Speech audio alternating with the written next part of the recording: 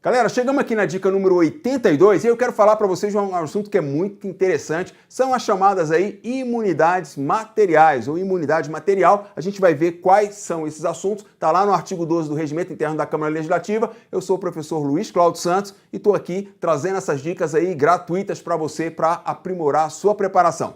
Este assunto, quando a gente for estudar, o que a gente vai fazer? Tudo que se referir a deputados distritais, a gente vai ter que primeiro pensar, olha, como é que é essa previsão na Constituição Federal que fala de deputados federais e senadores da República?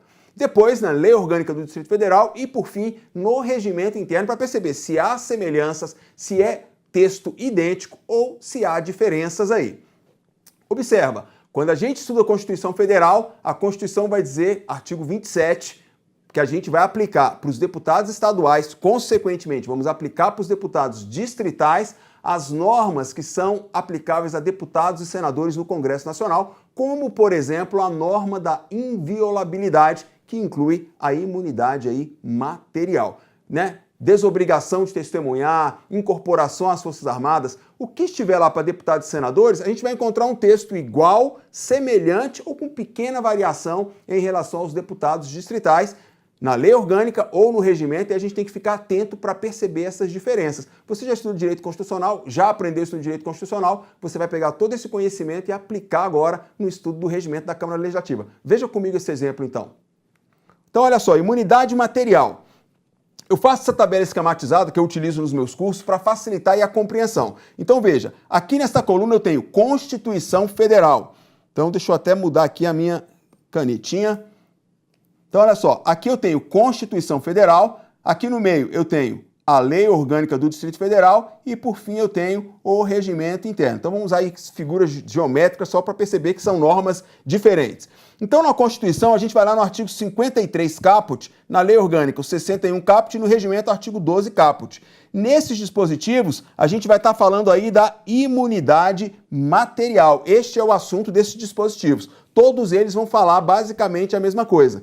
Só que aqui, perceba que eu chamo a atenção para diferenças. Por quê? O regimento, no artigo 12 caput, vai dizer: os deputados distritais são invioláveis por suas opiniões, palavras e votos. Só que quando a gente vai na Constituição Federal e na Lei Orgânica, eles vão dizer, no caso da Lei Orgânica, os deputados distritais são invioláveis civil e penalmente. Então, bem aqui neste lugar, a gente deveria incluir aqui, ó, essa ideia que está na Lei Orgânica, civil e penalmente. Muito legal, né, gente? Perceber essas variações aí.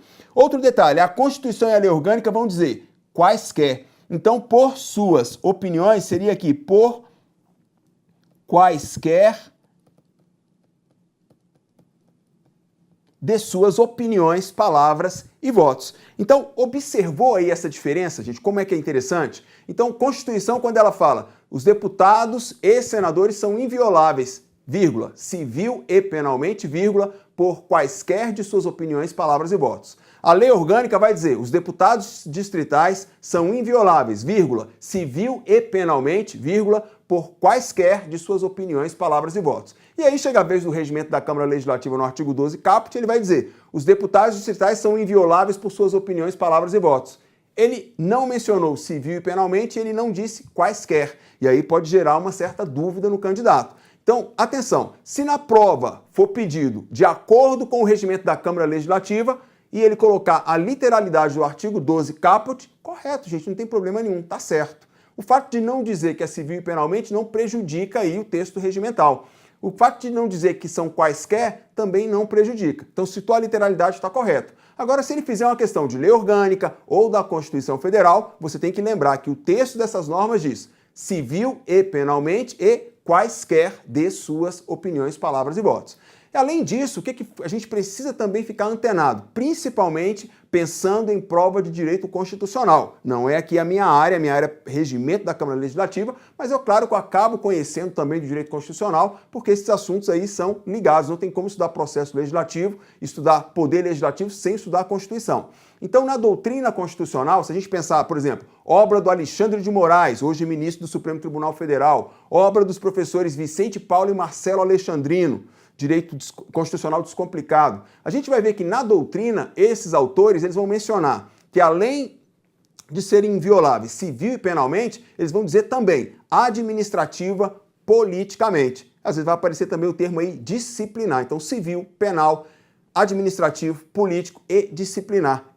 Na doutrina contempla essas 5 categorias. Na Constituição, civil e penalmente, lei orgânica, civil e penalmente, regimento, não menciona nenhuma das restrições, apenas diz que são invioláveis por suas opiniões, palavras e votos. Então vamos fechar aqui na tela para você verificar esses detalhes. Então veja, na doutrina, como eu estava dizendo para vocês, a doutrina vai dizer civil, penal, administrativa, disciplinar e politicamente. Então, outro detalhe interessante aqui, ó, a imunidade ela é absoluta quando ela for no âmbito, isso aqui é doutrina, tá bom, gente? Não tá na lei. Absoluta quando ela for no recinto da Casa Legislativa. Então, se for no recinto, é absoluto, não tem que se questionar. Agora, se for fora da casa, observa, fora da casa, aí deve haver o vínculo com o exercício do mandato. Então pronto, a gente finaliza aqui essa dica. Se for no recinto, é imunidade absoluta. O que ele falar, a opinião que ele der, o voto que ele proferir, está resguardado pela imunidade.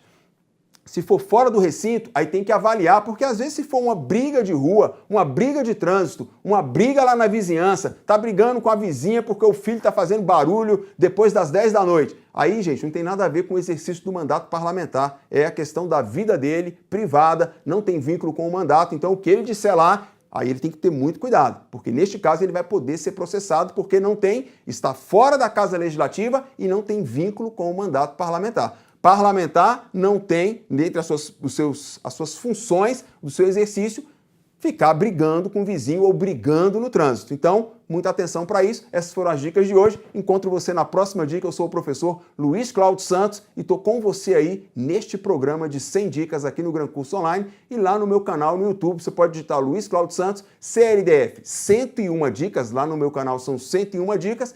E aí você encontra os meus materiais aí para a gente seguir junto nessa jornada. Encontro você na dica 83.